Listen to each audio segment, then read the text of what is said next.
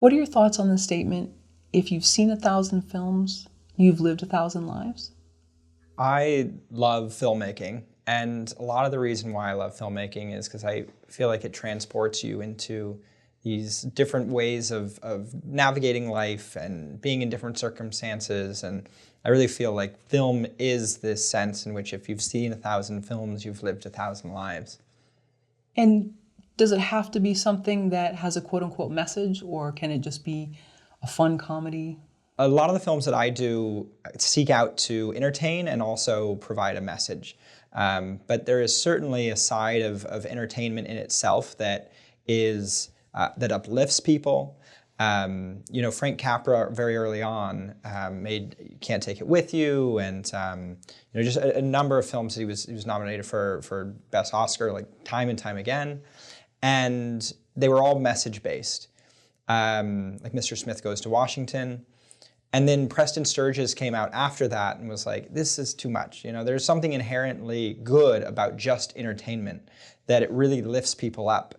And so there's a huge spectrum, and I think all of it's valuable. For me, the really important thing is that entertainment and storytelling has a huge transformative power. And so I really seek to educate and also better understand for myself about what that power is and how it can produce change. And speaking of Frank Capra, what makes a good life? What makes a good life? It's such a good question. I mean, I think for everybody, it's something they ask individually or should ask individually.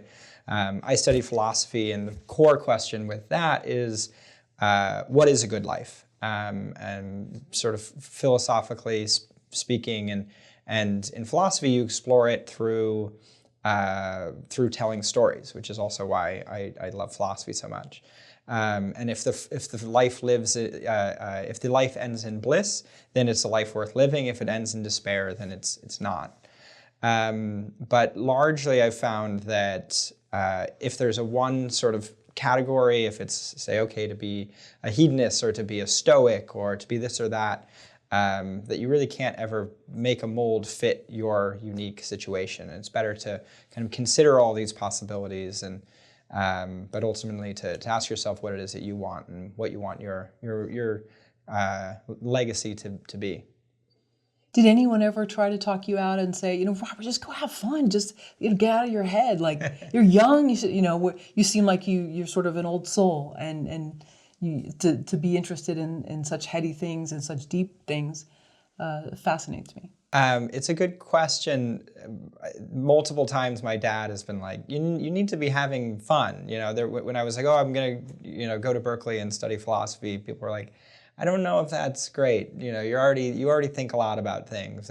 But for me, that is fun, right? That is the sort of like where meaning comes from. And I've always found that through my work, it's a way of expressing and connecting with the world. And so the more that I work, the more that I engage, the community around me and people around me. So it's always been very, very linked, whether people have been able to see it or not from the outside. Oh, so you gain energy from these deep thoughts, then it's not depressing. Oh, certainly. Yeah, it absolutely fires me up, and yeah. There's also too. The great thing about art is it allows you to. The great thing about art is it allows you to express yourself and work through your own things, and so that has been fantastic to explore as well, while also connecting with others. And there's a sort of thing I always tell myself of like turning pain into productivity, sort of taking things and experiences and even if it's just sort of stuck in day-to-day doldrums, and kind of using that to create. What makes a meaningful story? I think what makes a meaningful story is one that speaks to what it is to be a human, that is to be alive. And that really, I think it comes down to intent. In any films that I direct and ones that I produce, the central question is always like, what is it that I want to say? And I feel like you can have entertainment, but even the entertaining films that don't ask themselves, what is it I want to say with this film, sort of have a bit of a quick shelf life. And so for me, it comes down to the intent and the narrative drive and the sort of meaningful message that you put into a particular work. How is a horror movie meaningful? Horror is such a phenomenal genre because it elicits such a strong reaction and it pulls you so much out of your head to literally be there on screen and to connect with other people in an audience. And there is this amazing way, science fiction is often talked about this, as you can create these metaphors, and you know, this whole series was actually about one thing when we thought it was just entertainment on its core. And horror film, I feel, is the exact same way. And it struck me when I was first watching The Blob. And you know, The Blob is coming and everybody's yelling, you know, the blob is coming, and people are partying and kind of ignoring it. And you realize that, oh, this is about the Red Scare. This is about what happens if communism comes and takes over. Are people just going to ignore it, and this blob is going to go and absorb everything in its path? And that and other films, other horror films like that, really opened my eyes to, wow, this art form and this genre can actually engage on a much deeper level, even if it's as a joke, you know, even if it's just kind of tongue in cheek, but that there's a lot more here in this genre to explore. How has philosophy impacted your film career? Philosophy has impacted my film career in that it's gotten me to fall in love again with filmmaking. I think for anybody alive, they look around and they see all these problems in the world, and it's hard to realize you're escaping it, and it's hard to fall into your series, fall into your shows, and still see all of these things out there. And realizing that my love of filmmaking can engage on these issues, elevate these topics, or even just give a little bit of, you know, life to other people in what they watch, or get them to consider things in different ways, really brought me back to filmmaking. That it wasn't just popcorn, that it was it really had a very strong value. And you know, they've often said, without science, you know, there would be no life. And I think it's true of art. You know, without art, there wouldn't be, you know, life wouldn't be as glorious as it is. Was there a school of thought or a certain type of, you know, like philosophical principle that you take with you when you go on set? I would say the largest philosophical influences on me are mainly Heideggerian, which basically says that we are not separate from the world. You cannot define yourself as, I am here and the world is there. That we are all, and it's so prevalent that Heidegger even tries to reinterpret our whole understanding of being as amidst the world. So to say, I'm in the world, like that doesn't even make sense. We are all amidst the world. And filmmaking is such to coin a Hannah Arendt term, is such action in concert, so many people coming together, that for me, it's also a recognition of that extreme vulnerability. If somebody doesn't want to come to set, if somebody's forgotten something, if a location isn't available, all these things are this action in concert and put us in this extremely vulnerable place to produce something that on paper at some point could feel impossible. And that we're all able to do it together by leaning in, by depending on one another, and then to, at the end, have this thing that we get to go and eat popcorn and celebrate together at a premiere. And sorry, what was the principle called again? So it's basically his entire philosophy. It's basically his theory of being. And so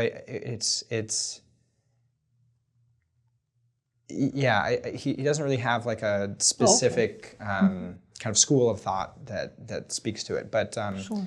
But largely people who think like that are call themselves like Heideggerians, or it's also taken up by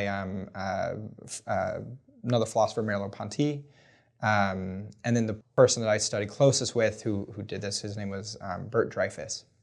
So and forgive me, I'm rusty on my philosophy, but like Ayn Rand, she was more Sure. about like rugged individualism. Yeah. And so it sounds like this is the opposite.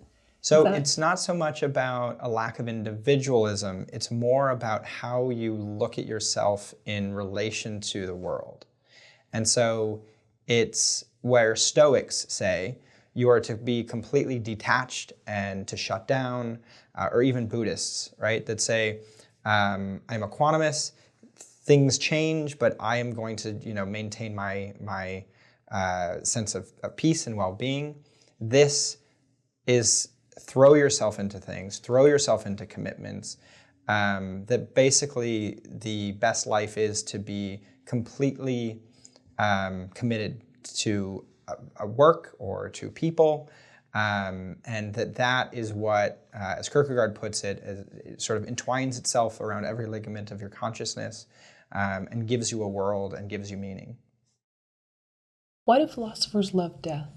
It's a good question as to why philosophers love death, and it's essentially because it's a main orientation point for meaning, because faced with ultimate loss, it then asks you, well, what is important while you're alive?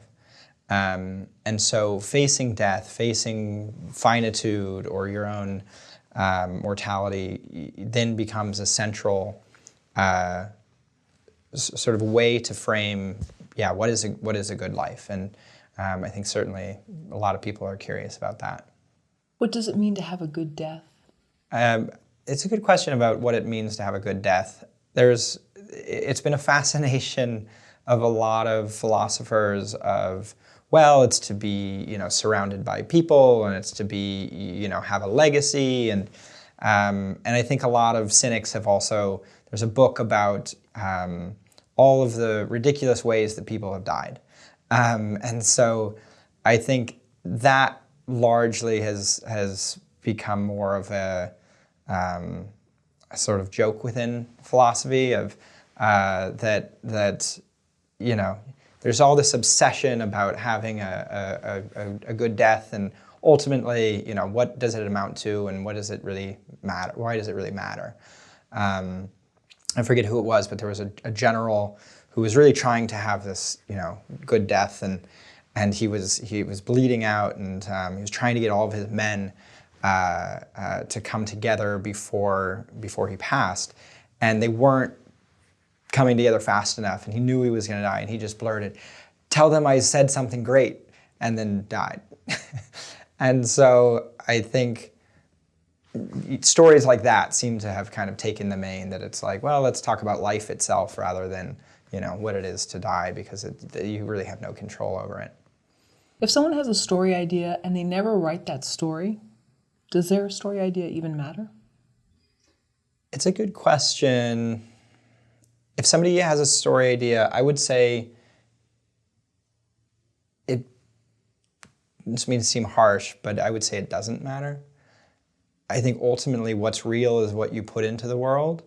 But even if you just write it down, right? Like Emily Dickinson, she had hundreds of thousands of poems that never were published, but once she passed, people found them.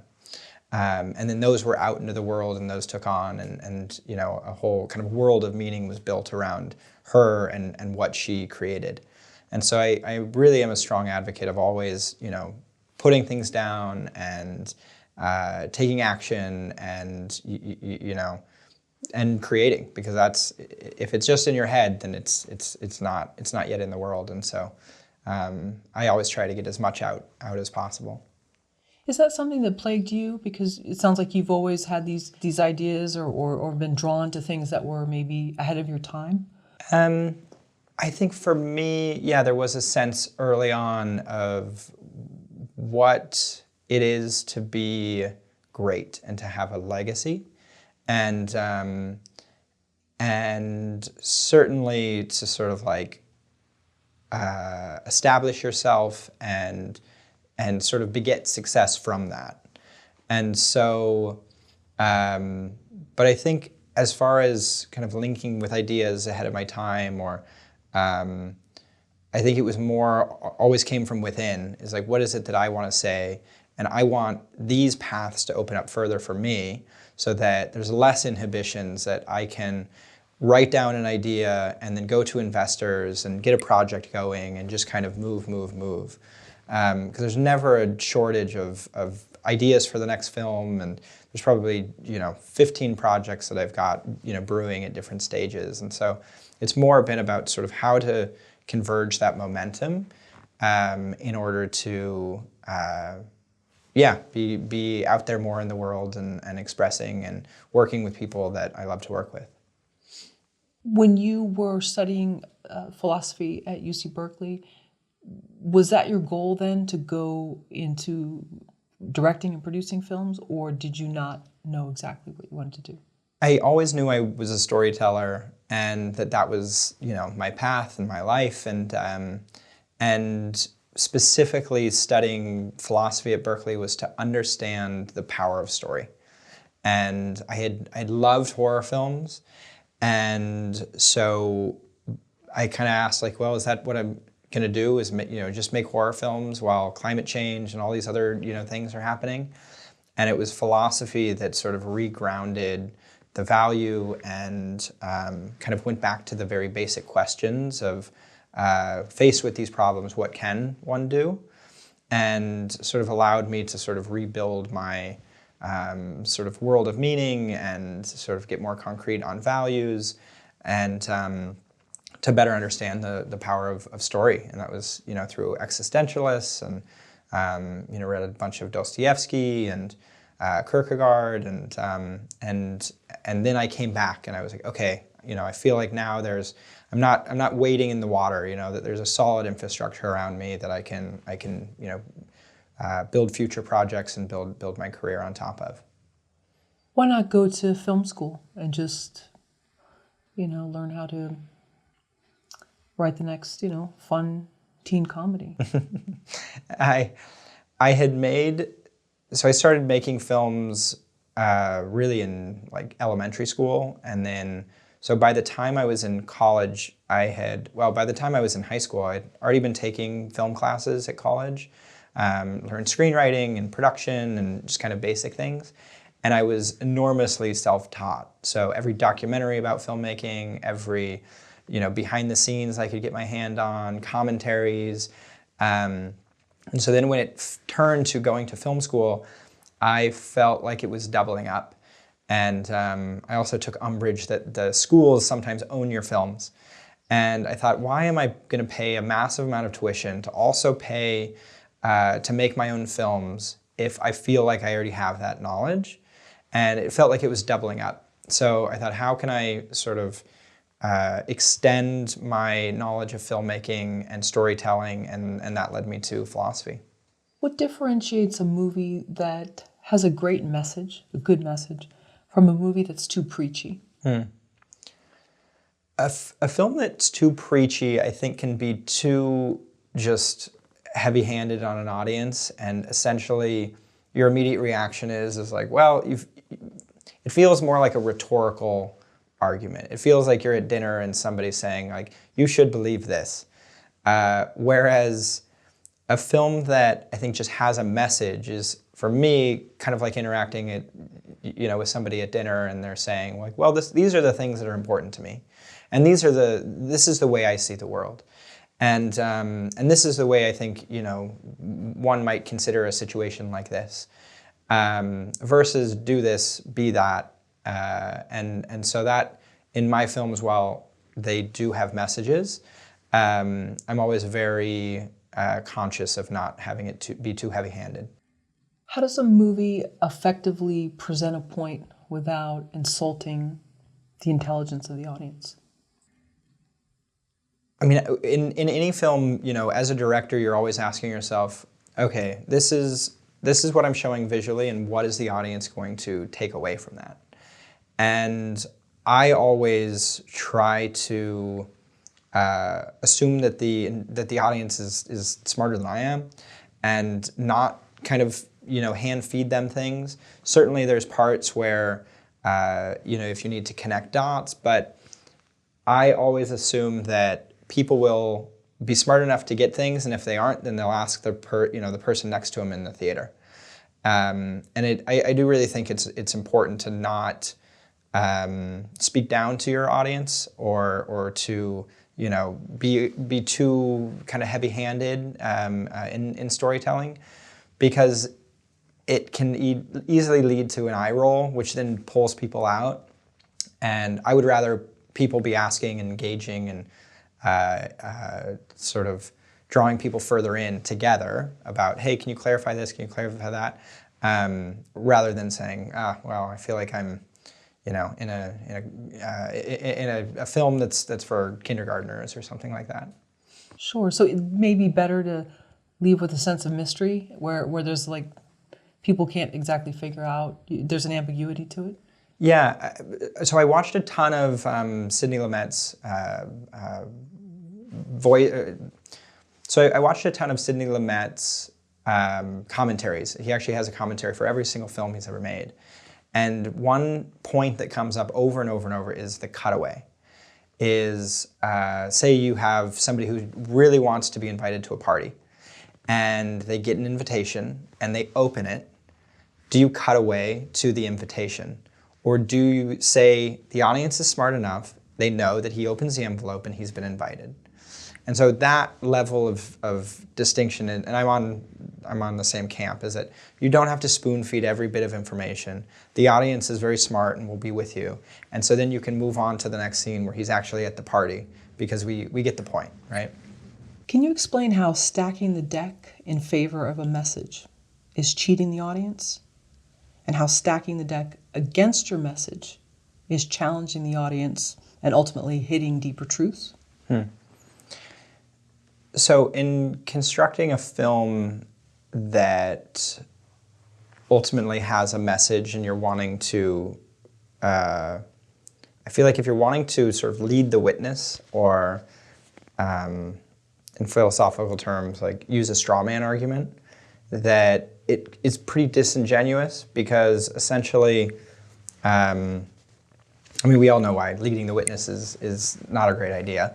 But I think in filmmaking, you can run into a similar concern, where if you want to show somebody something, there's so many ways to do that.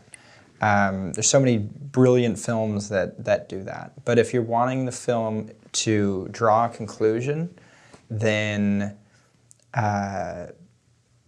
for me, it sometimes just feels like a bit disingenuous, a bit like a rhetorical argument, rather than having a conversation. It feels, again, like being a bit condescending to the audience, that you can kind of trick them into thinking this or that, and I just feel like it's in bad faith. And so in constructing narratives, I'm always sensitive to that point as well. That you're not manipulating, and that you're not doing anything further than saying, consider this and see this and step into this other world. Has that happened where you have footage, you have a rough cut on the editing timeline, and you realize, oh no, this is a rhetorical question, and we've got to go in and fix it, or is that something that they're cognizant of when you're shooting, and it doesn't normally happen? Generally, it's in the way the film is structured or framed in the beginning, but it certainly can come out in nuanced decisions as we're working through. In our film 7 Days in Syria, for example, we were conscious that we're really showing one side, and that was because we didn't have access to the other side. And so, we put little bits and pieces in the film itself to acknowledge that, and just kind of cue to the audience that, like, you're seeing this perspective, you're not seeing the perspective from the other side. And that was just, again, to sort of, give proper context to an educated audience about how to interpret and watch this film. Because essentially it was a story of a female journalist who wanted to go over there and was told, don't do it. Yeah, but essentially we also were on the Free Syrian Army side, So it was mainly the rebel army that was, going against this, very dictatorial regime. And, the troubling statistic was that 80% of Syria at the time was in favor of this dictatorial regime, which is, just killing people left and right who are opposing them. And so, but that wasn't our full perspective. We were to sort of walk you into a window into this other world and what it's like to live during wartime. And I believe some of the footage was from other people's cell phones, and you gave credit to them? Yeah, exactly. So we pulled, basically when we were in Aleppo, there were different people that we met along the way, and then we incorporated their footage as well. Other journalists, other people that were just civilians, and used that to kind of build a more holistic picture of what life in Aleppo before it had fallen was like. And did anybody say anything about they felt it was one-sided or not? Certainly there's some comments online, and not with my film, but basically pro-Russian, pro-Syrian. People have tried to hack accounts for their film and tried to disparage it in all these different ways, because eventually essentially what you're there is you're showing what it's like to be a human being, and those who are trying to oppress those human beings are usually, at least in these cases, backed by governments and have their own budgets, and they sometimes do that to try and censor. Does a director automatically deserve respect once they show up on set? Director doesn't deserve respect, but a director better earn people's respect, or it's not going to be a very good set. So for me, there's some core things, is that I am always the hardest working on set. If other people are working longer, I'll be there with them. There's been times where I've helped, load G&E trucks. There's been times where I've helped, mix, blood and mud and all these things. And everybody knows that I value their time extremely, and their contribution as fellow artists, and it's super important to me that that I respect them and that it's vice versa, and to use the Hannah Arendt line that it's action in concert, and it's so much about the sum of the parts, which also goes to say if people aren't respectful, then we get them offset. That it really is your people who want to be there, your people who are engaged, your people who have bright ideas, and your people who are in a frame of mind to really produce as good of a possible film as possible. What's your image of a bad director? I think an image of a bad director is one that doesn't listen to outside ideas, that feels like they're better than other people, that is also just not a very nice person. I really feel film is such a collaborative medium, and that's where you are getting your best ideas. And some of the directors that I look up to have always have always treated their sets as almost families, and so. Yeah, I think if you don't respect those that are doing the work, then you shouldn't be a director. It sounds like, and too, going back to what we talked about, the one philosopher, not just their philosophy, but their whole sort of idea of being not outside of the world, but in the world. Yeah. Sorry, who was that again? Martin Heidegger. Okay. Yeah. And that sounds like you said you like to operate like that in terms of you're in the world, you're in the set. There are all these moving pieces. Yeah, exactly. It's sort of like acceptance of like the infinite vulnerability of being on a set. And for me, it's leaning into that even further and knowing like this person could, get upset about something and could walk, and the entire day would shut down, right? Like that everybody is treated with the value of this enormous pot of gold did they hold, which is to keep the film going and to keep everything elevated. And it's also just, it's also, for me, it's just, common decency. It's like people are there, they're working and they're putting a lot out, they're sacrificing not being with, family and doing other things. And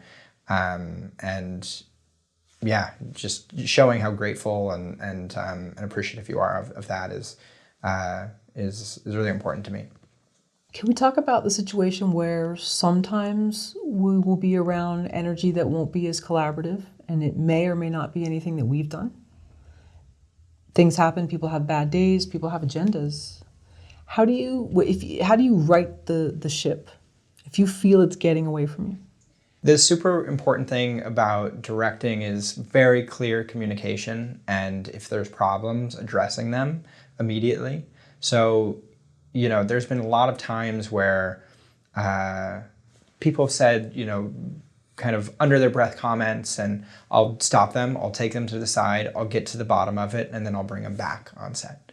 It's these small things can turn into much bigger ones, and again, I want people there who want to be working and who do feel appreciated and do feel valued, and I also just want a group that loves making movies as much as I do, and that can share in that joy and that experience and exhilaration.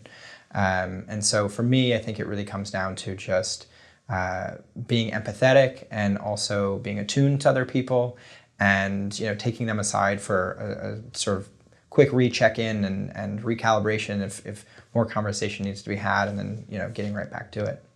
Why would a director want people around them that think differently?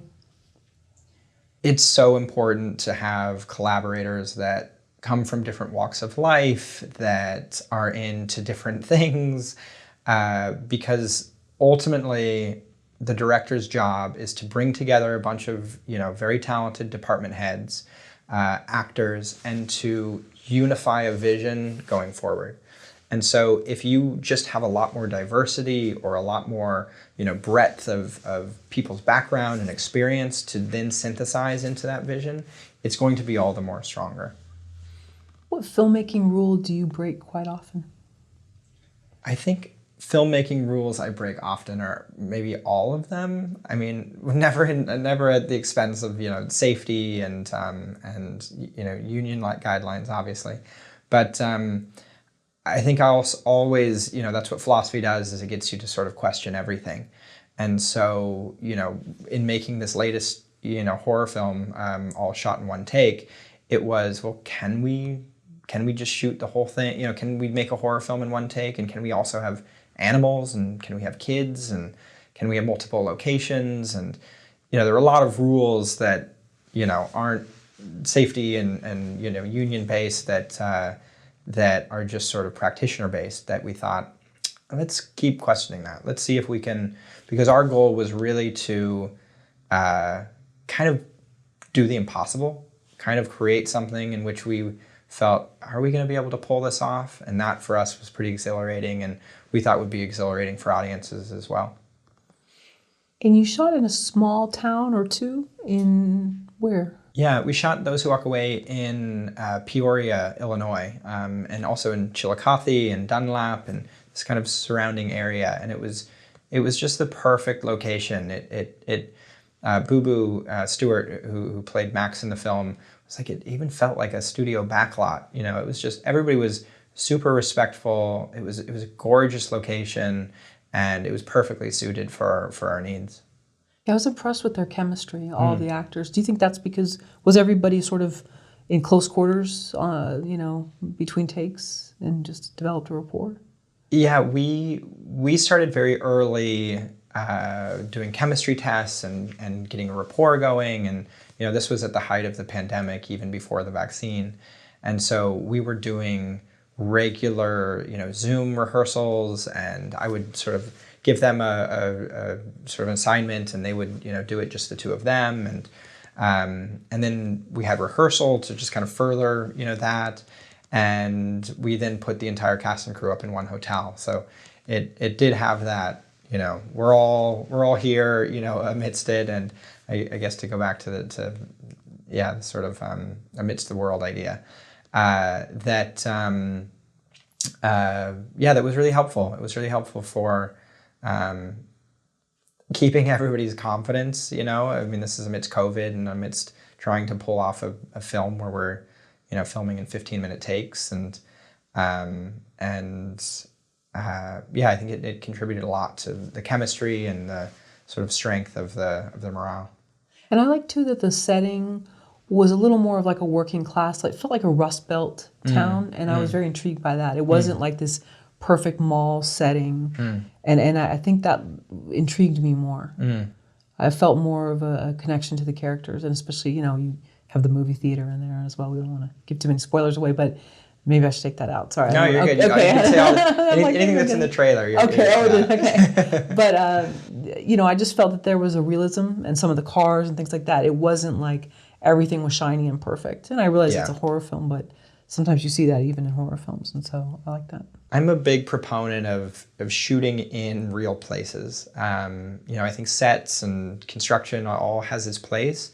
But if there is a way to shoot in real places that you ultimately just, can't even imagine what Mother Nature would do to a house that's been sitting for 10 years, right? Like, obviously you can go in and recreate the detail, but it's just slightly going to feel off. And so if there is a way to do it practically, I'm always, looking to go that route.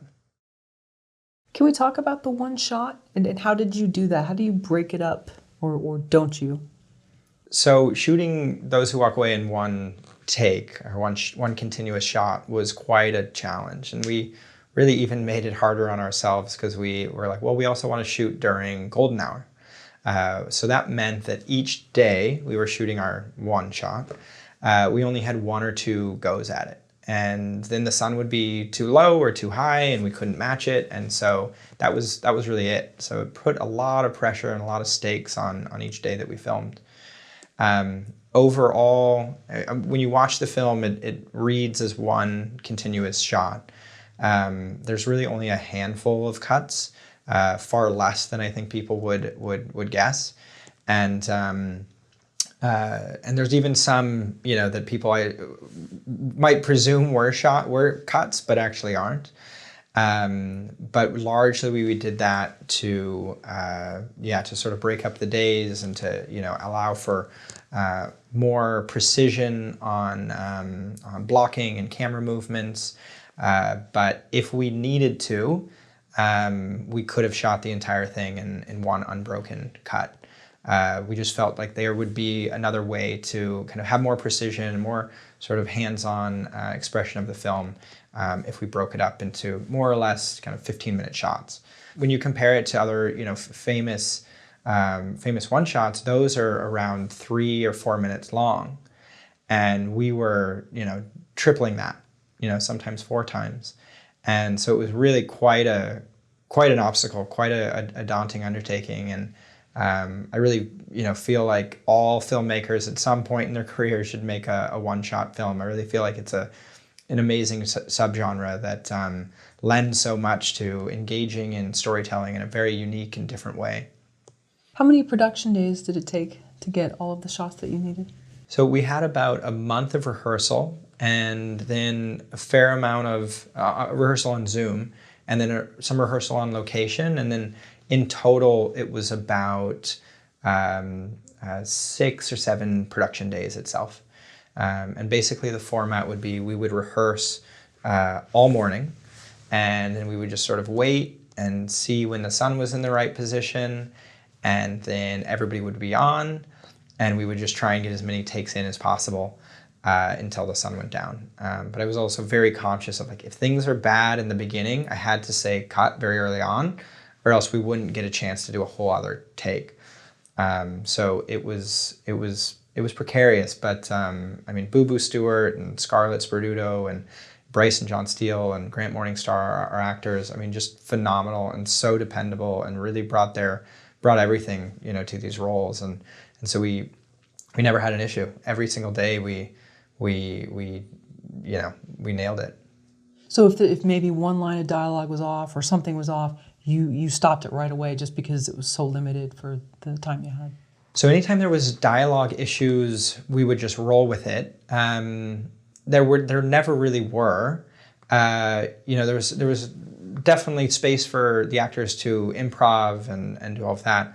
The main things would be, for example, the cameraman can't get in the door quick enough and kind of hits it and the camera bumps, right? Or there's a car passing and then there's a noise problem. I mean, even those subtle things, like we would have, okay, cut. Or, at the beginning of the film, we basically pass off the shot between like 5 or 6 different extras and then cars and then the person on a bicycle.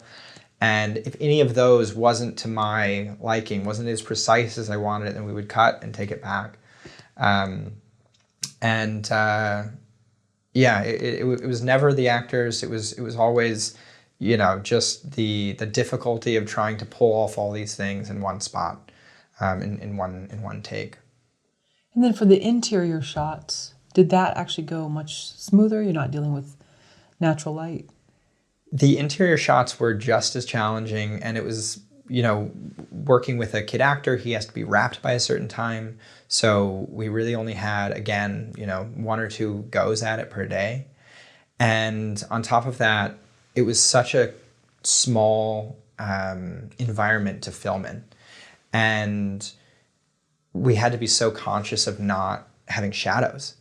So, the camera person moving 360 degrees around the actor, in fight scenes and, falling on the ground, falling downstairs. I mean, it's so much involved that it was just as challenging as, handing a camera off, between 3 operators as it moves into a car and then drives for 20 minutes. It was, the house was quite challenging, but the team was right there to pull it off. And the exterior of the house was the same house you were shooting in, or no different? Same. Everything was exactly as it appears. There were really no kind of magic tricks, no sets built. You walk into the house as we put it all together, and Sonia Faltars, our production designer, just did an exquisite job with it. And we largely leaned on kind of German expressionism and ways that sort of reality distorts within the real world, and we turned that house into so many different sort of mindsets of what it is to experience an interaction with the villain Rock Creep, and that was really a testament to Sonia's vision and hard work. Why did you make the decision to do just one shot? The decision to do a one-shot is because I really believe it's a subgenre. I think every director, in their canon of work should have a one-shot, and it just hit me as such a daunting challenge that asking if it was possible, on top of adding these, insane story elements and also adding COVID onto it. That it really fired me up to think, okay, well, let's see. Let's put together, the best people that I've worked with and let's go out there and see. But there was a huge likelihood that we wouldn't be able to pull it off. And it was actually after the first day, most of the cast and crew came to me and they were like, we saw how confident you were, but we didn't think this was possible. Like, we're all here, but we didn't think this was possible, which is also such a nice gesture for all of them to put their trust in me, but yeah, it was funny to hear it. I was like, I always saw this as as very doable, but there was a lot on the line. Even with the investors, I had to sign that if there was a COVID outbreak and there were financial overages, that I personally would find a way to pay those.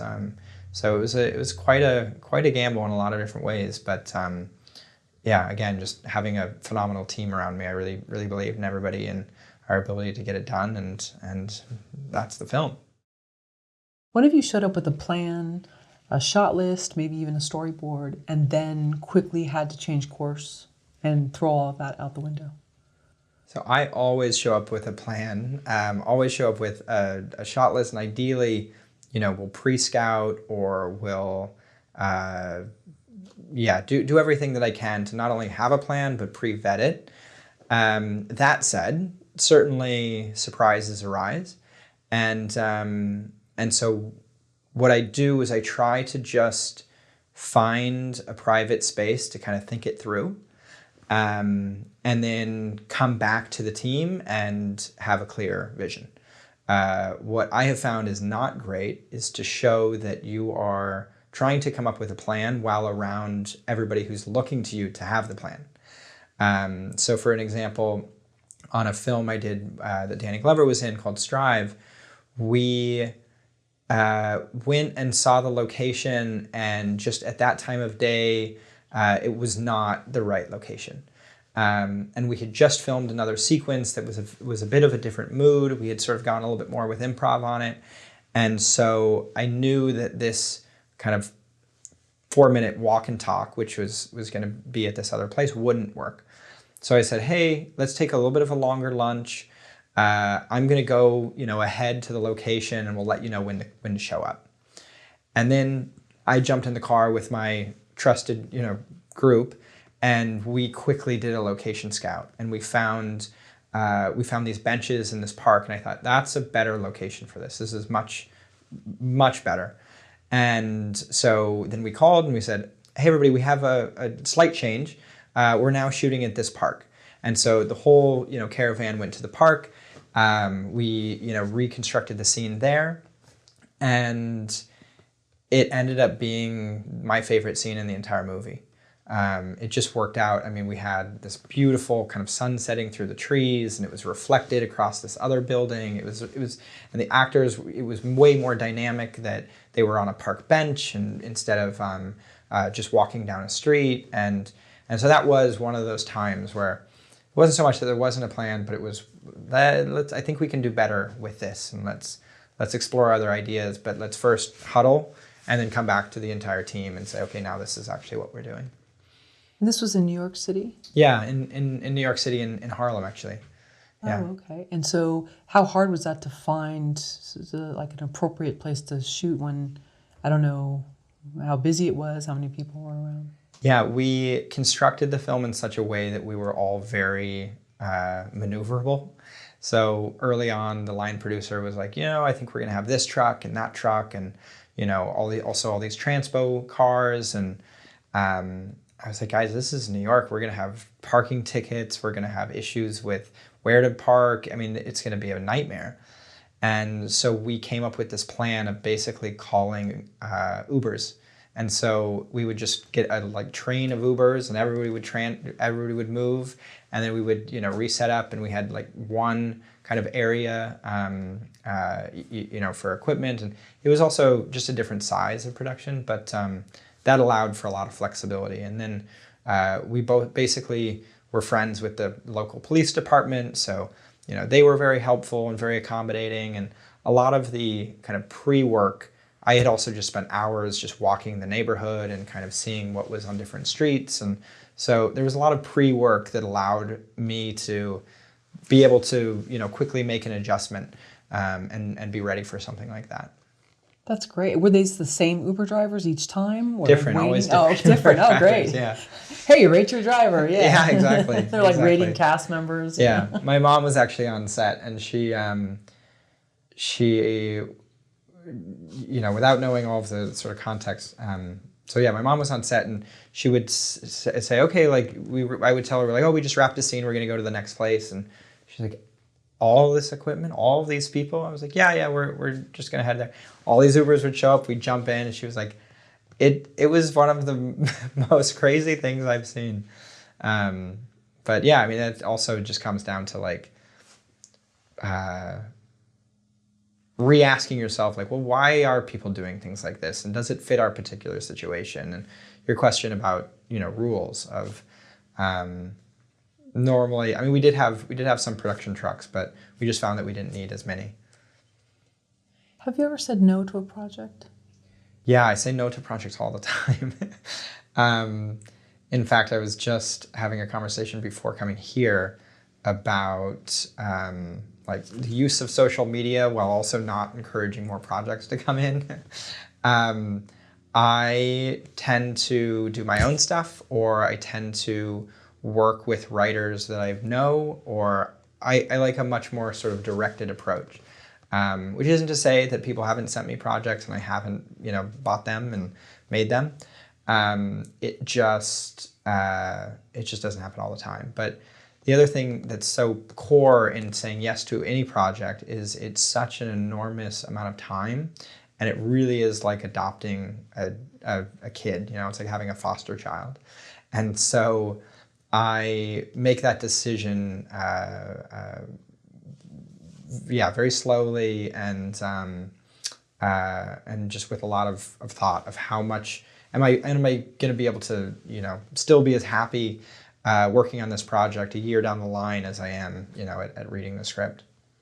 What's your advice to other filmmakers who want to get a lot of projects under their belt, but are there times when someone should say, okay, I know I want more credits and I want to do this work, but this isn't the right match and this actually could hurt me in the end? It is so important, I think, as a filmmaker to trust your gut on things and say, if this doesn't feel right, then go a different way, especially at the beginning. And what I've found is that for me, having as much control over a project is also advantageous, because if things go awry with other people and you're splitting decision making and creative control and all these things, that can eat up years. I mean, there's so many projects that have just gotten stalled for that reason. And so the projects that I do, I take the lead on those things, and then it's upon me. Am I going to get this done? Am I going to make this project? And if things are slow, always turning to myself and saying, okay, well, why are they like? I'm to blame if things aren't moving. I think for people really wanting to have credits under their belt, they have to know that there's nobody else that's going to help them. It's on them. They can enlist other people to join in, but it's ultimately it has to be driven and start with them. Sure. I guess just being new to something, we get kind of hungry for credits, or we get hungry for experience, and then just maybe, how is it to maybe say, what, that might not be a match, and that could actually cost me in the end, because my reputation could be tarnished, different things could happen. Certainly. So. Yeah, there's so many different factors.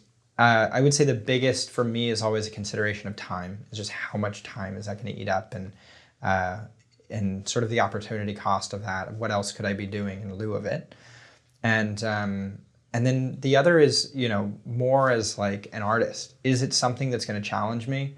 Is it something that I'm going to learn a ton on? Am I going to be working with people that I'm going to learn a ton on and sort of open me up to other networks? And those are, I think, the core decisions. I mean, I've certainly worked on projects for, little to no money for serious amounts of time. But I also knew that by the end, I would know what it was like to make a studio movie. And that for me, was extremely valuable.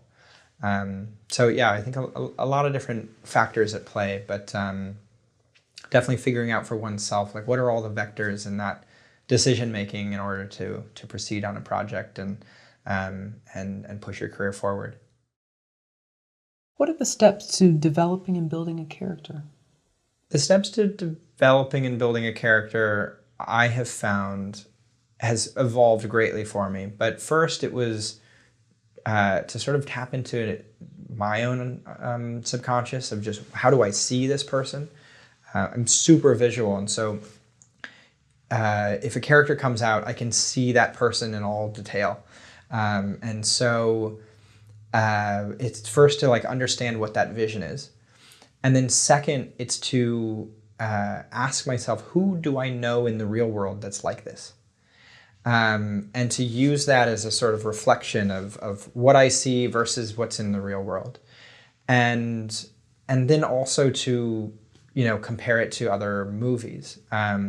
how has a character like this, shown up in other films, and what's worked and what hasn't, and also to ask what is the role of this character in the story, and it's all of those, but primarily it's to draw it back to reality, and not just reality, but also to put it in your own frame of mind. Is if I was in this position, what would I do?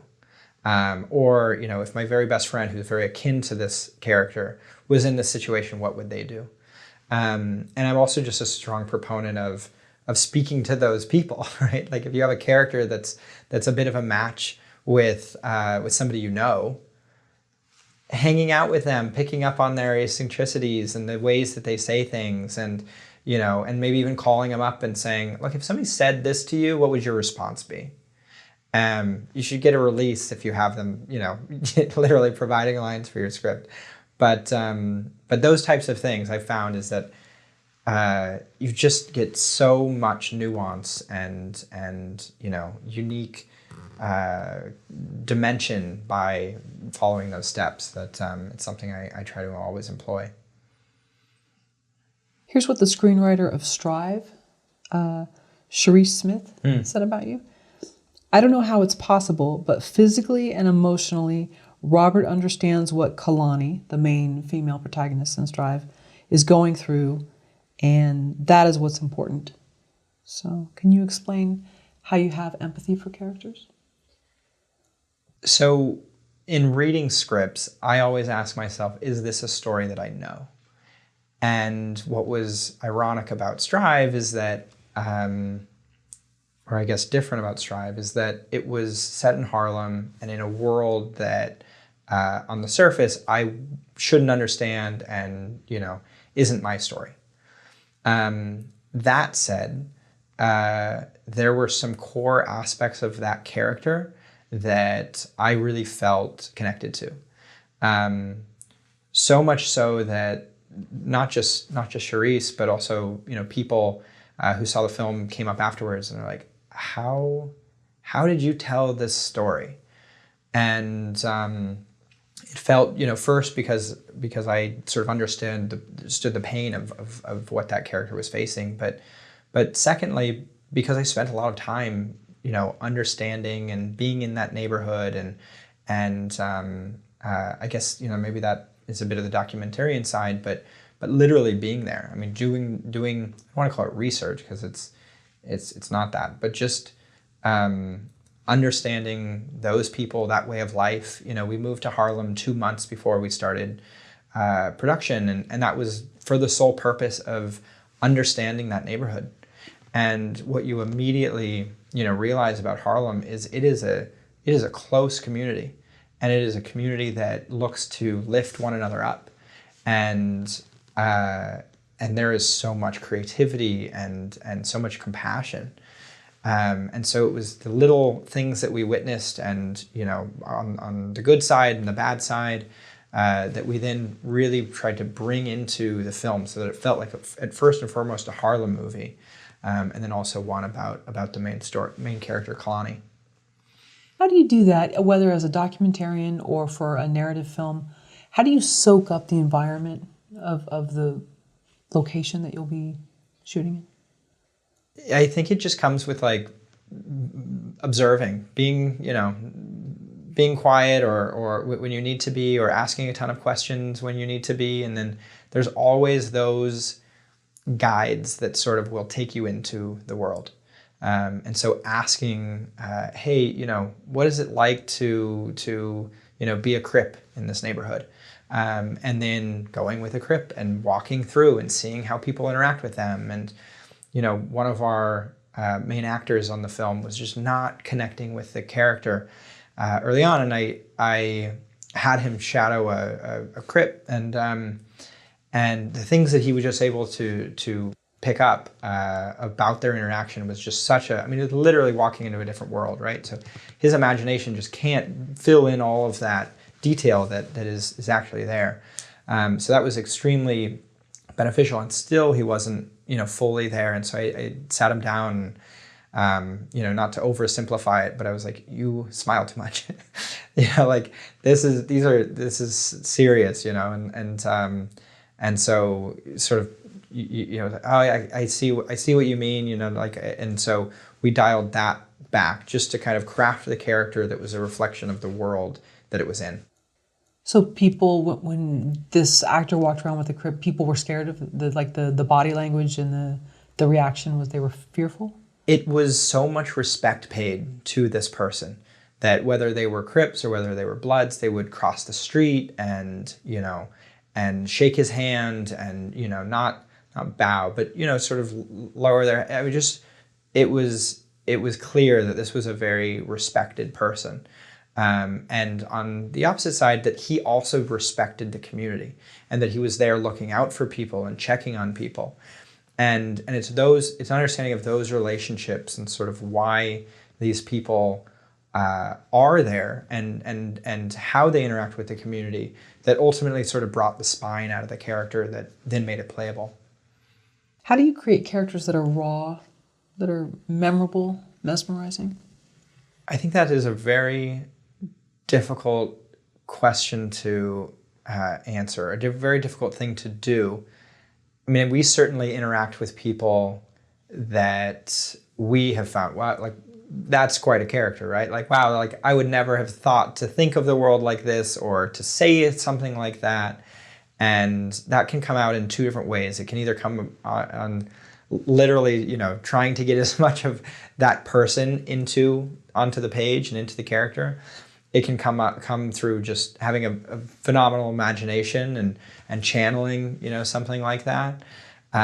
Or it can come in having a really good actor and asking them to bring themselves, asking to run improv. I mean, there's certainly, I was just watching a thing about Jonah Hill on Wolf of Wall Street, and there was so much improv that he brought, and that's Jonah, right? Like that's him coming on. And so I think there's multiple ways to do it, but it's something that needs to be very concerted to be able to pull off successfully. So the way that a director would try to soak up a location, same thing with trying to soak up various sort of composites of people. Indeed, yeah. I mean, in Harlem or, even around LA, I mean, I've certainly met like very dynamic characters and so, yeah, it would be, first asking them permission, hey, can I lean on you and sort of put you into a film and who you are, and that can come early in the writing process, or that can come from taking one particular character and wanting to kind of spice things up a bit and reworking the script, or just hiring that person and saying, look, like these are the lines, but we ultimately hired you. Write the objective of each scene, and that's the way we're going to run it. We're going to run it as you and accomplishing this objective to move the narrative forward. What mistakes do writers make when writing characters? I think the mistakes that writers make when writing characters is that everybody kind of sounds like themselves, or just sounds, too flat. Or that they put too much of the characterization into the description. And that's ultimately, just a tiny, tiny sliver of it. That comes so much from the dialogue and how they interact with people and what they say in response to a line. If somebody says, how was your day? And then they completely take it off topic, or, they fire back at them, or, it's the way in which these interactions happen. And I think ultimately film is about representing vitality and representing life. And so characters too should be, as engaging as possible and as fired up as possible. And I think sometimes it's maybe playing it a little bit too safe with certain characters and having the freedom to, really go out there and really be bold. Are there certain screenwriters who you love their dialogue, whether it's understated or even like an Aaron Sorkin, where there's such a performance from each line? It's great to listen to. Certainly, Aaron Sorkin is that. I mean, when anybody talks about dialogue, it's hard to not just zero in on him.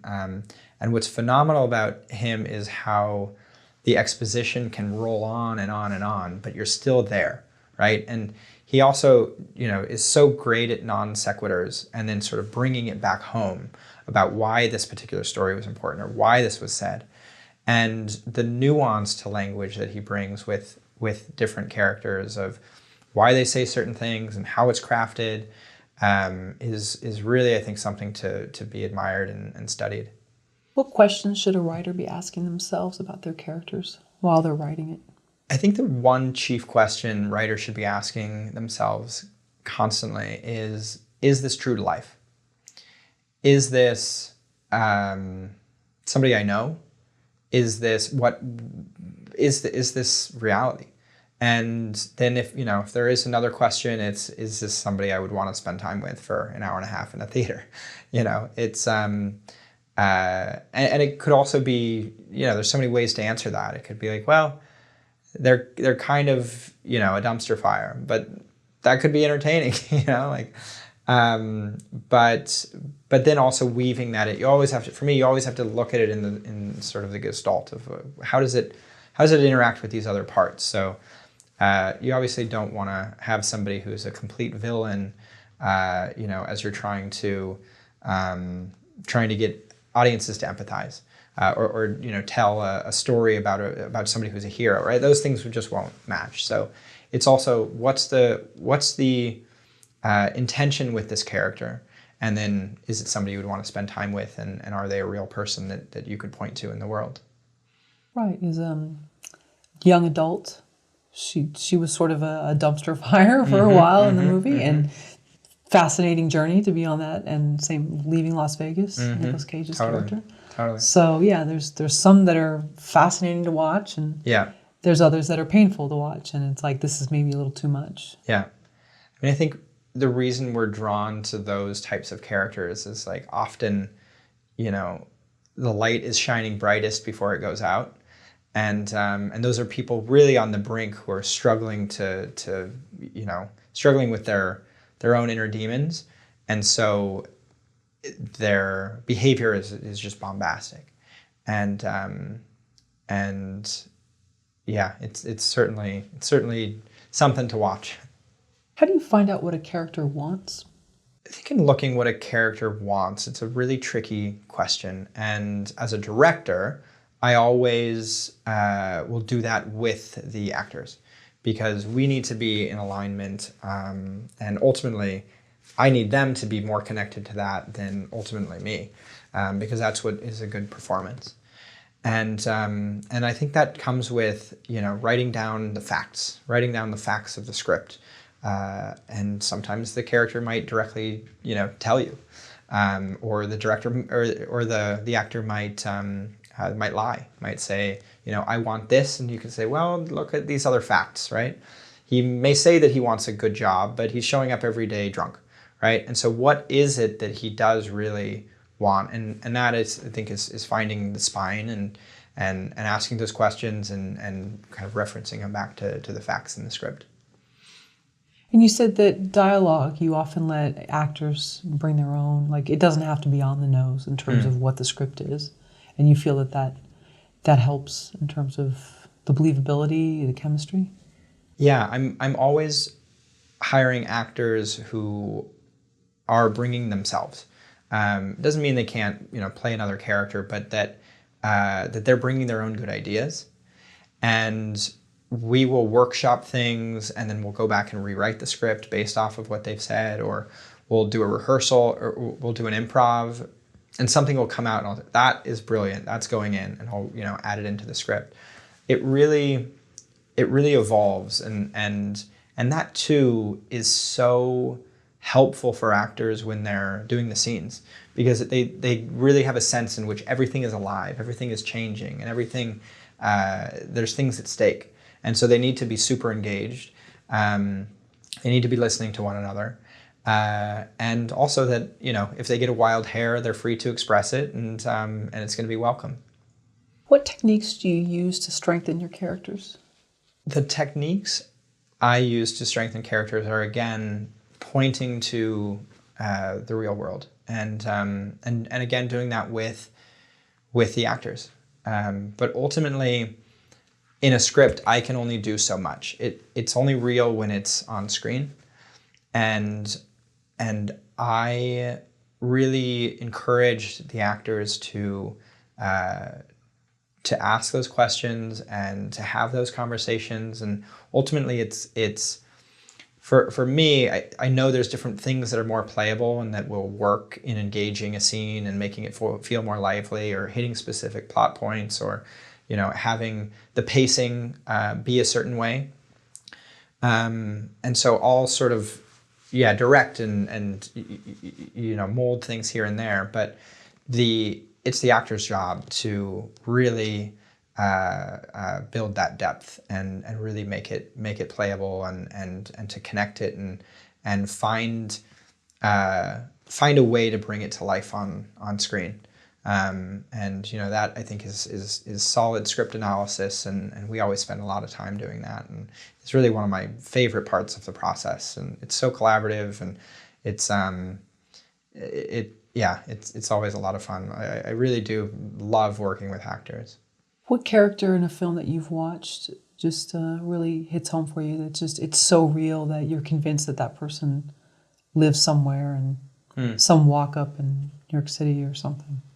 I think certainly making characters that are more complex makes everything a lot more playable, and so that too, I'm in writing. I'm really an advocate of finding where they just completely are, irrational, or where on paper you're like, that doesn't really make sense, but then there's that person, right? That just brings the complexity. I mean, J.J. Abrams so often is like, good narrative structure is about having a question, right? And whether it's a mystery or whether it's this, it's like that's what draws an audience in. And so I think if you have more complex characters, that it draws people in again. It's like, what does make this person tick?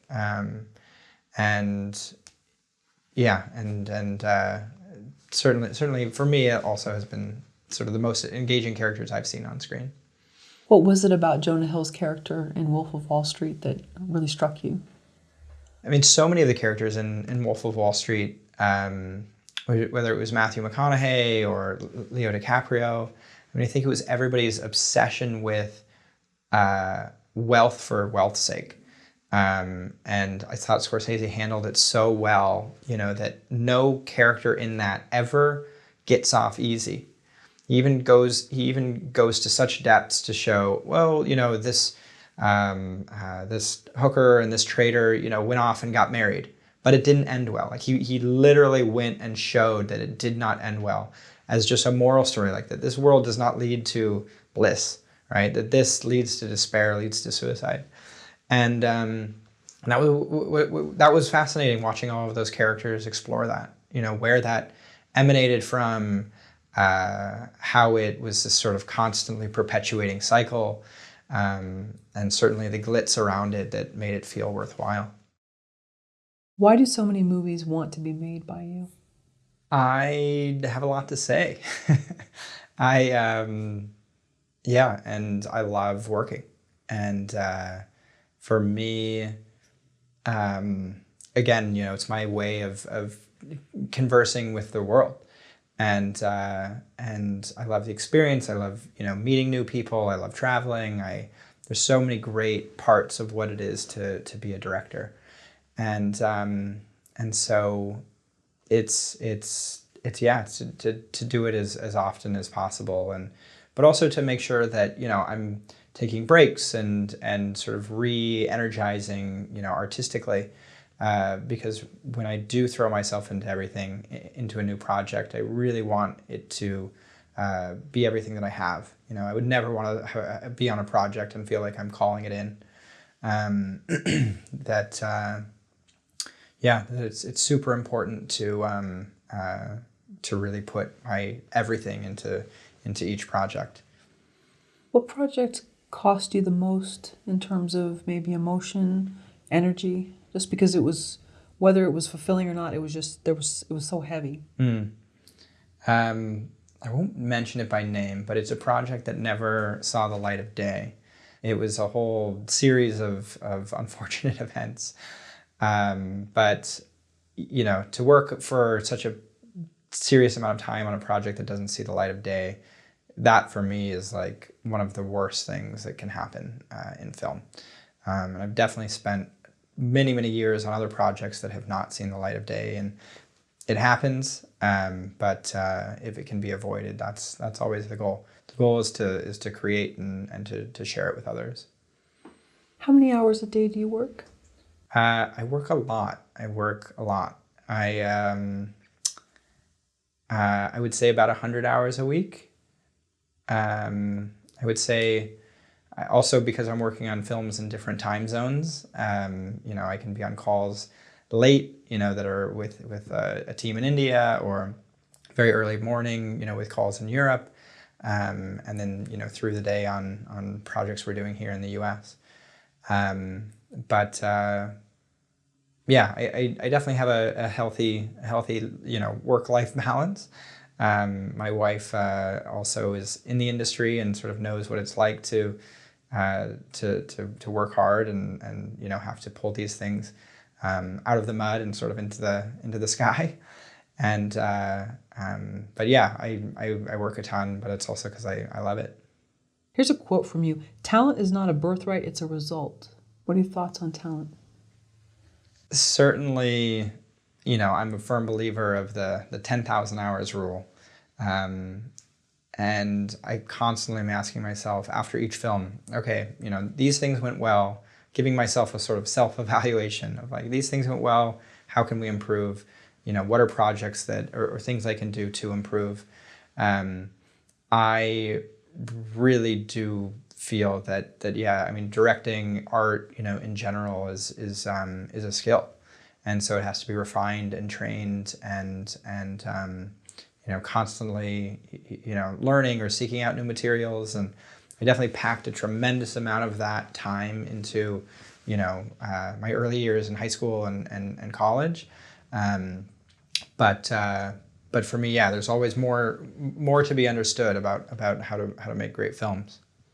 Does a filmmaker at some point stop needing to work on their talent? It just becomes innate? I don't think it ever stops. And also, you know, how stories are told to current audiences changes all the time. I mean, if you certainly go back and watch, you know, the way Spielberg told stories very early on in his career versus, you know, more recently, the camera work has evolved to become more fast-paced, right? It's the form of storytelling has changed. And you can certainly see his signature moves and sort of what it is to make a Spielberg film. But the way to tell a good story to an audience changes all the time. And so it definitely, for me, you know, is very important to have that an open conversation to make sure that, you know, it lands the way you want it to. Yeah, I guess that's true. And not just camera work and the length of things, but also maybe things were hinted at more in other times. And now everything is an open game. Like, there's no more hinting. If you did that, it might be looked down on. I mean, we're just a different society now. Yeah. There's also technological innovations, right? Of, okay, sort of, you know, hit a resurgence and is now kind of tapered off, but, well, are we going to be telling stories in 3D, right? And what does that mean to, I spent a lot of time, you know, learning sort of camera dynamics and how to shoot and at what distances of, just because I was like, if this becomes a thing, I want to know how to tell a story with 3D cameras. And so it's just also kind of being ahead of things. I mean, just recently in Dune, right? They did all of the visual effects and then they put the film back onto film and then they rescanned it, right? Like, that is something that, as a storyteller, as somebody, you know, putting these things out there that you should be aware of, you should know about, and sort of watch that in comparison to other films and say, is that a process that I put into, you know, my way of telling stories? That yeah, you really do constantly have to be kind of hungry for what's out there and what's the best way to you know, entertain an audience. Yeah, and if and when the metaverse becomes more of, our daily existence, good or bad, will we be the character living it? Do we get to say, choose your character? Okay, let's see. I'll be Amelie for the day. And so now I'm going to be going around and trying to do good deeds, and I'll be her, Audrey Tautou or whatever, and we become that. And do we get to change the course of the script? Is that a good thing? Yeah. Yeah. I mean, I think when it comes to VR and the metaverse, lately, over the past couple months, have been really diving deep into it and where does storytelling go within that world. And ultimately, I have said it doesn't go very far. That it's a completely different way of interacting. It might be interesting for VR conferences or concerts but ultimately just the experience of being kind of in this bubble doesn't connect you with other people. And I think there's definitely avenues within games, within kind of limited social interactions, and definitely have enjoyed some kind of horror experiences. But I think what is missed in VR and these sort of metaverse worlds is a perspective. And as storytellers, that is what audiences are engaging with, is your point of view, how you see things. I mean, literally down to like the lens focal length, right? Like how you're seeing things, how the information is being delivered.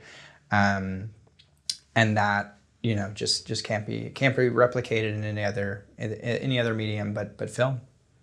So then in video games, if we want to choose our own adventure or become the avatar of our choice, that's one thing. But then maybe for film and television, it doesn't work so well. Yeah, I mean, some friends of mine have done projects like that. I think it gets too overwhelming. And then you sort of lose it turns into more of a gimmick than a way to have an audience experience something or explore something. It turns a little bit like, do you want to go through this hall of this museum, or this one? You kind of get the overall experience, but it wouldn't be the same as if you had a tour guide literally taking you through and pointing out in context and in succession, why you're seeing what things at what time. So. Yeah, I know that a lot of money is being invested in VR, AR, and the metaverse, but I think ultimately for film, it's a dead end. So if for your film, Those Who Walk Away, if that character, let's say of BooBoo Stewart, if had his own, I could become him and I could go through the town and all that. Do you think then that would do a disservice to the film in a sense, because you'd be changing the story, changing the dialogue? I mean, it's just a different way of interacting with the story and the world. I mean, that's a video game, and so it then comes down to how to engage, an audience in a video game interacting with that particular world. And, our film, I don't think would lend very well to that. And certainly the messages there, right? Like we're trying to convey an experience of what it's like to interact with the villain Rot Creep.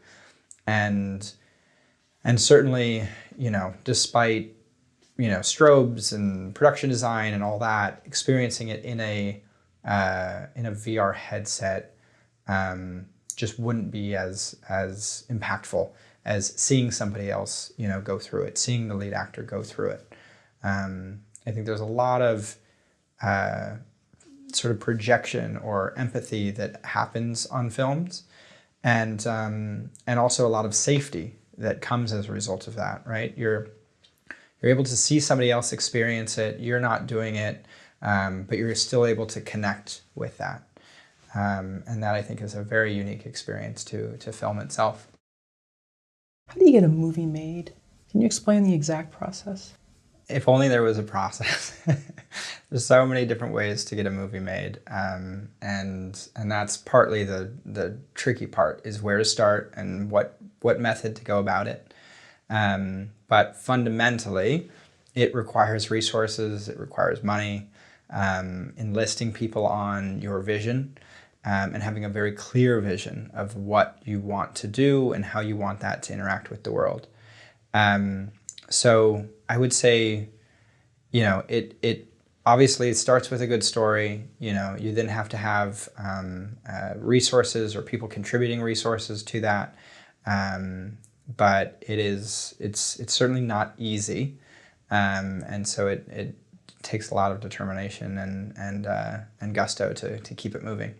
So it sounds like each project that you've worked on, because you have quite a few under your belt or that you've been a part of, is different each time. Yeah, every project that comes together is a bit different, and usually it takes a tremendous amount of, I guess, me believing in myself that we can pull something off even when it looks like the odds are stacked against us.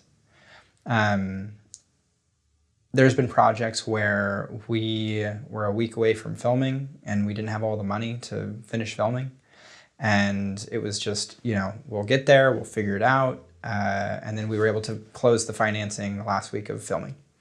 At least for me, there's always a strong sense in which things always seem to work themselves out. And so I think that's in turn sort of led to a lot of confidence. And also, that I put myself around other people who I can depend on and rely on. And and sometimes, take these risks, but we sort of say, okay, we'll figure it out as we go. So if you were to help another filmmaker that has never made a film, and let's suppose they want to get an investor, do you have the script first, or do you have someone that you think can get you to that investor and you have just an idea? You certainly, in going to an investor, have to have all of your sort of ducks in a row. You need to have a script, you need to have a lookbook, you need to have a budget. As it's sort of been outlined, for me, you need to show them that you have a good idea and that you have the people to be able to pull it off. And so it's those key things. And also what I found too is momentum behind you. You have to have momentum behind you, because it's always very easy for that investor to say, I love it, I want to put money into it, but let me know when you're a little further along.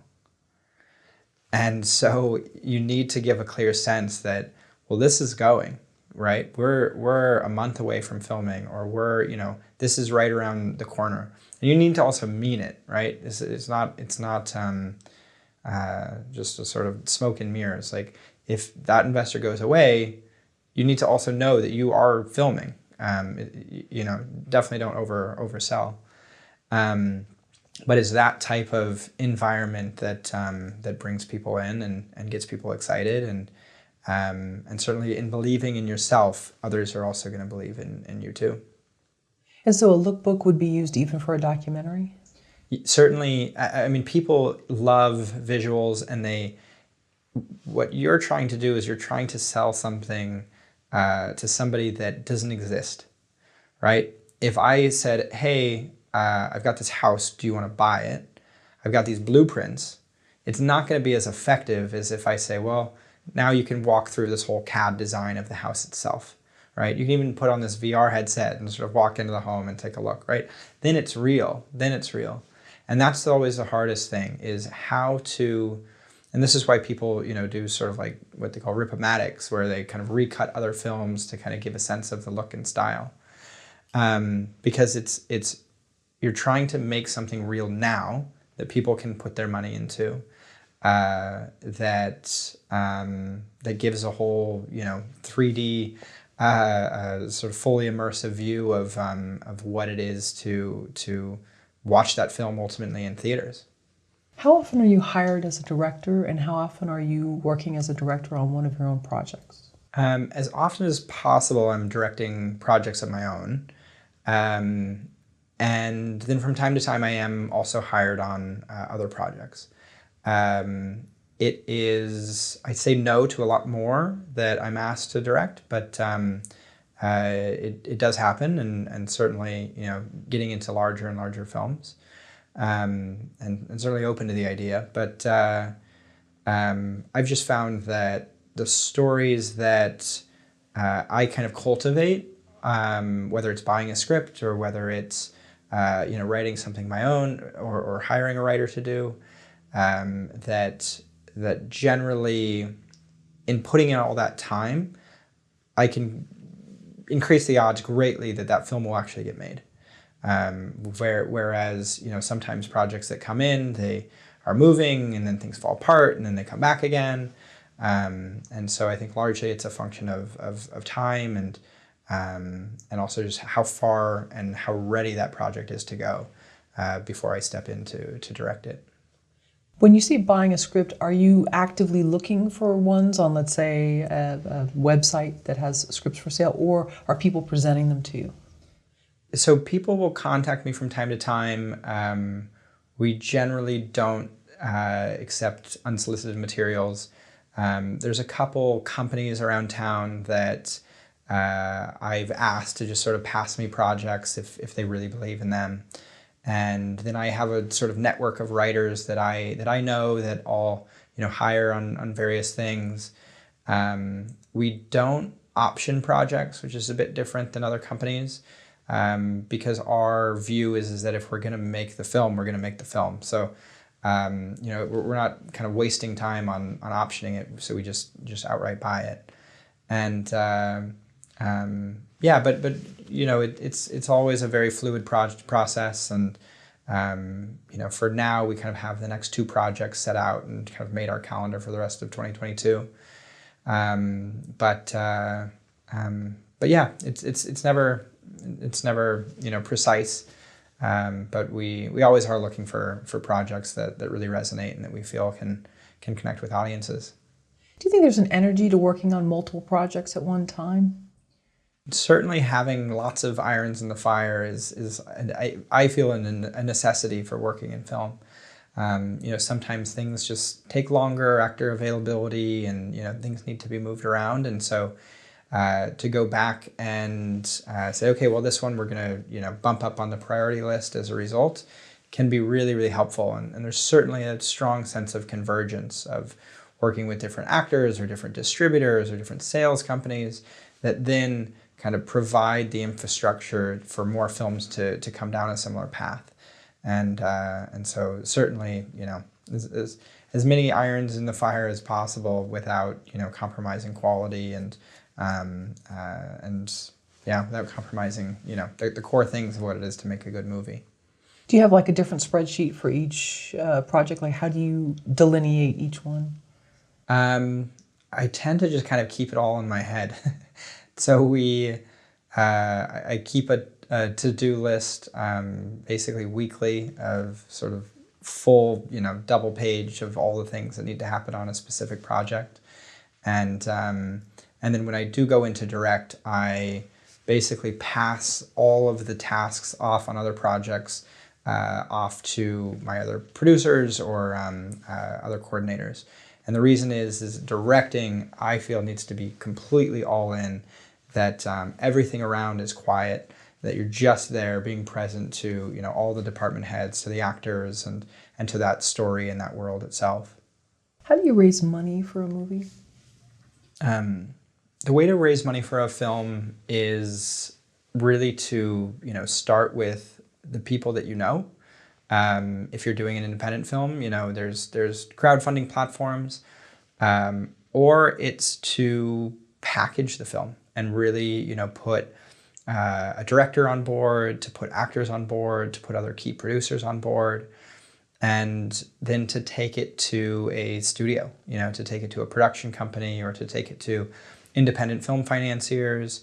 There's so many different ways and scales and manners to pull together a film depending on the genre and the budget level. But what I always do, and I think this is why I've been able to turn around so many films, is I sort of put what's the best case scenario, the sometimes millions of dollars that it would take to pull a project off, and then what's the scenario where we absolutely, bare minimum, we're able to pull this off while still having really good production value. And so we create this kind of accordion between the two. And oftentimes, we may say, okay, well, here's, what the number is, but we still don't have it. How can we start? How can we at least sort of move things further down the line, build sets and hire people and, get things going, so that we show that this is happening, this is the vision, and then, bring in investors as we go. Can you talk about how you've done that with your last 3 films, which I believe are all documentaries and one narrative, or no? Yeah, so for my last couple films, the way we've really leaned into, making the movie first and keeping that as a priority, and then, finances coming later, is first on a project that I'm doing with the writer of Ratatouille called The Inventor. It's a stop motion film that that is just very, very time consuming to do. So we actually launched first with a Kickstarter and then used, some of that money to get the studio up and running, and we built sets and we built puppets and costumes and simultaneously we raised private equity from other folks, and that funded the studio for an entire year. And we haven't announced it yet, but we've got two pretty big distribution deals that are about to land. And that's because we showed, we believe in ourselves, we believe in this film, we had top talent attached to it, and we took it to Cannes, most recently, and did a number of deals there, and are just about to announce our next one. But that was just like leaning into it, right? And constantly questions were, how do we keep the studio open? How do we keep everybody paid? And we just kept figuring it out month by month and getting a little bit further. Do we need to put things on pause? Do we need to spread out the work over a longer period of time? And ultimately, everything just kept falling into place every single month. But it was very much a leap of faith. And I have this, I have the saying of any film I'm working on, there's always a moment where it says, there's always a test. There's always something that happens that sort of this voice from the world saying, do you really want this? Do you really want to make this film? Okay, show me. And so that's those sort of major leaps of faith that, you'll jump with your team, that you have something really special, and ultimately, you'll land. But it's certainly a lot of risk, and I wouldn't recommend it for everybody. Did you get the top name talent attached after the crowdfunding? We had them attached before. We had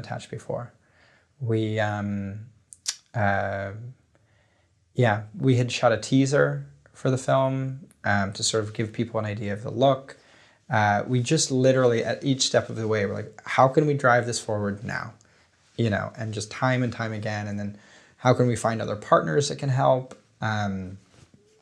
There's a quote, when you begin to act, you discover your hidden allies. And so it's so important to act, to get out there and to engage with people and find those allies who believe in your vision as much as you do. And then to what you said earlier, that there'll be a point where the universe will say, are you sure you really want this? And do you want this? And maybe you need to show me. And that to really, I think I'm sure every project has at least one or two of those moments. Yeah. And then the other 2 that you financed or had financed? Yeah, so the other 2 projects where we did something similar was, again, where we sort of set off not having all of the funds, and raised it, sometimes in the final weeks of filming, and but yeah, always it was, and this isn't like insane risk. Like we always had and we're never asking, any of the people that work for us to take any risk whatsoever. But it essentially was, we either raise the money or we put it on a bunch of credit cards. And we didn't have to do that. But yeah, it did really take that. And I think it's so hard to make independent film these days. Especially adding in COVID, that you just have to be super hungry, and and in my case, things have worked out, but it certainly hasn't been from a lack of trying. Right. And then one of your documentaries, you had Ice-T involved. Yeah. And so did he approach you with a film, or you had already been working on it? So we did a film called Public Enemy #1 that looked at drug use in America. And we also knew that we wanted to get the word out there, and specifically about how this was locking up minorities left and right. And this is obviously such a terrible legacy of the drug war.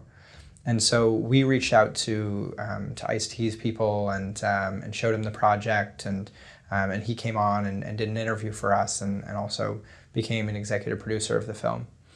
And I've been very fortunate that other of my projects, we've had really fantastic and generous high profile individuals come on board and say, this is something that we see as important.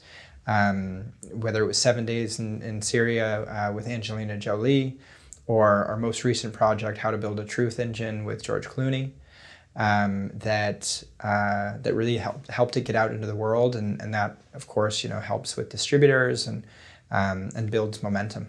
So the way that I found to bring on executive producers is first find out people that really are sympathetic to that particular cause.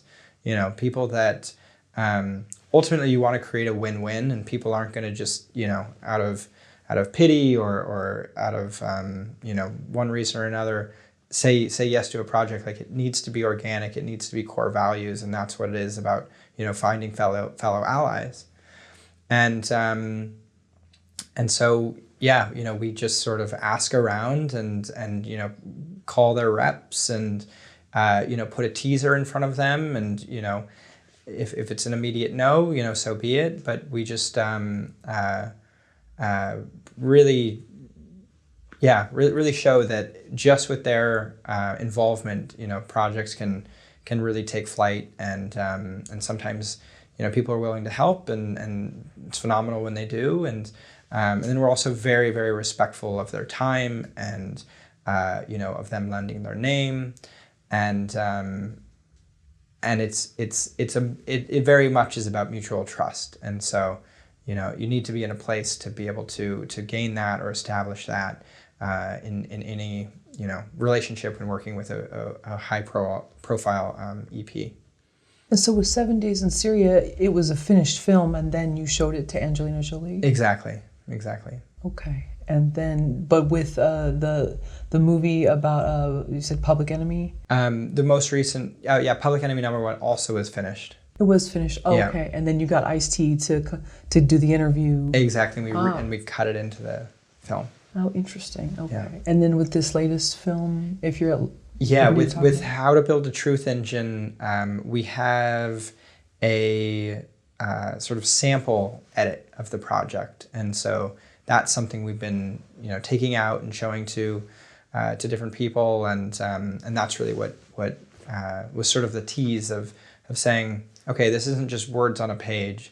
I can see the quality of the filmmaking. I can see the characters you're following at New York Times and others. That there's no question mark about what the vision and what the impact is here, and finding people that are ready to jump onto that.